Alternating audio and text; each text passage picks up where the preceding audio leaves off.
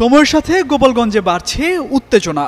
এনসিপির সমাবেশ শেষে পদযাত্রায় হামলার ঘটনায় রণক্ষেত্রে পরিণত হয়েছে পুরো এলাকা। আওয়ামী লীগ, যুবলীগ ও নিষিদ্ধ সংগঠন ছাত্রলীগের হামলায় অবরুদ্ধ হয়ে পড়েছেন এনসিপির কেন্দ্রীয় নেতারা। এই ঘটনায় ১৪৪ ধারা জারি করেছে প্রশাসন।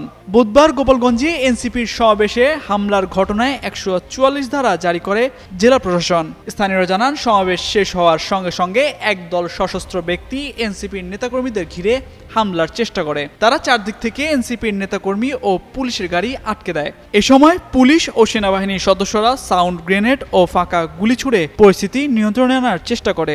এর আগে দুপুরের দিকে গোপালগঞ্জের সমাবেশ শেষে জাতীয় নাগরিক পার্টির পদযাত্রায় হামলা চালিয়েছে নিষিদ্ধ ঘোষিত ছাত্রলীগের নেতাকর্মীরা। এ সময় পুলিশের সঙ্গে নিষিদ্ধ ছাত্রলীগের নেতাকর্মীদের ধাওয়া পাল্টা ধাওয়ার ঘটনা ঘটে। বুধবার দুপুরে শহরের সমাবেশস্থলে হঠাৎ করে মিছিল নিয়ে এসে মঞ্চে চড়াও হয় ছাত্রলীগের নেতাকর্মীরা।